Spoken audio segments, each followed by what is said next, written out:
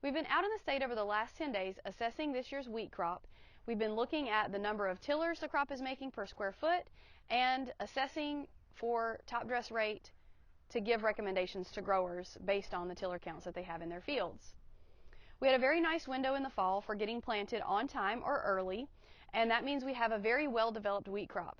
In fact, many growers are seeing tiller counts well above 70, in many cases above 100 tillers per square foot in this area of the state at this time.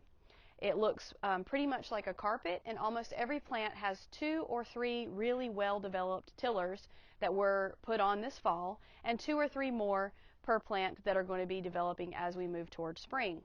There are a couple of things we want to look at in this crop that we don't necessarily have concerns about, but we want growers to be aware of.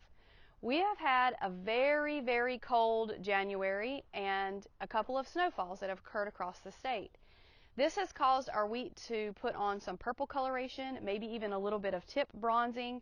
These are not things that we're worried about in the crop right now. We're mainly concerned about nitrogen timing and whether or not the crop is starting to sequester nitrogen out of its own tissues and move it into the new tillers.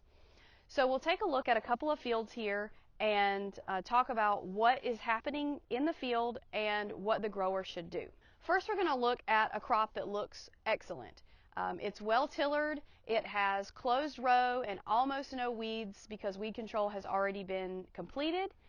This field had 30 pounds of nitrogen up front and also had an application of Anthem Flex to take care of those weeds prior to emergence. It has not had any late fall or early spring herbicide applications, and to date it has not had any additional top dress.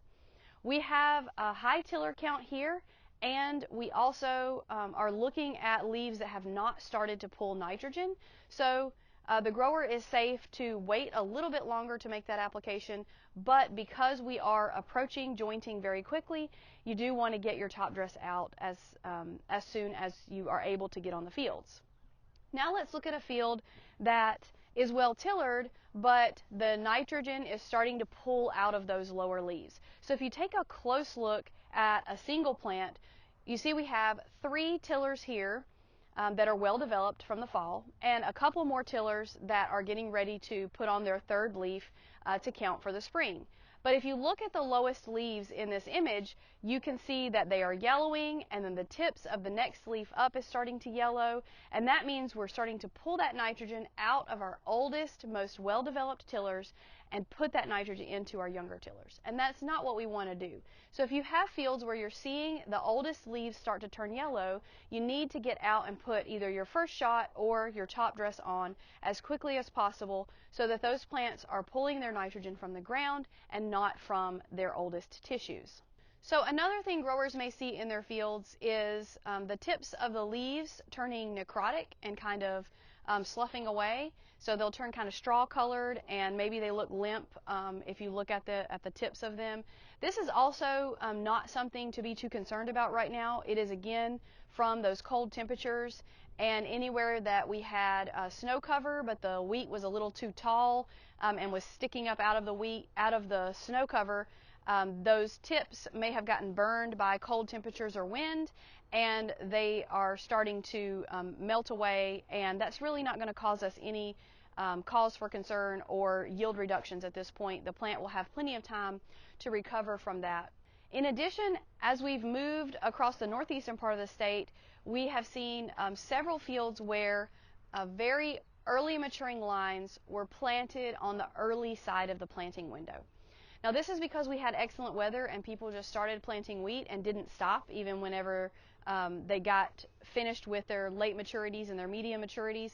They went on and planted those early maturities just a few days after their lates. And what that has caused is we have some early maturing wheat that was planted early and it's starting to get too large. In many cases, the joint or the growing point is already starting to move towards the soil surface.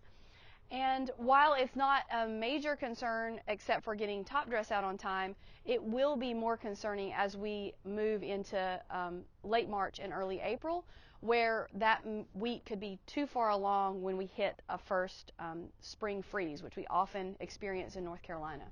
So for those lines, you just want to be cognizant. There's nothing you can do now that they're in the ground, but if we do get a late spring freeze, those are the ones you'll want to scout first to look for injury to that growing point or to the developing wheat head. So two concerns that we want to address that are occurring widely across the state. Many folks did not have pre-plant nitrogen out this year, mainly just because high input prices, high nitrogen prices. At this point, anyone who didn't have nitrogen out ahead of planting really needs to get some nitrogen out, at least a first split of a quarter to a third of what you're planting for top dress. And that will be to feed that wheat on through the spring as we approach jointing.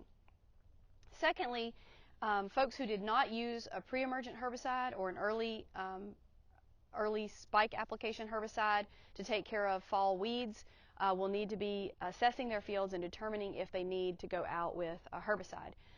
Many herbicide applications are going out right now, particularly Harmony plus Culex. If you have bluegrass as an issue in your field, you're going to want to look at Osprey. Making sure that if you are using Osprey, you are separating that herbicide application at least 14 days from a nitrogen application to avoid injuring the wheat. Many fields are nice and clean, but if you do have weeds and you're not fully closed canopy, you will want to control those to give the wheat the advantage as we get into the spring.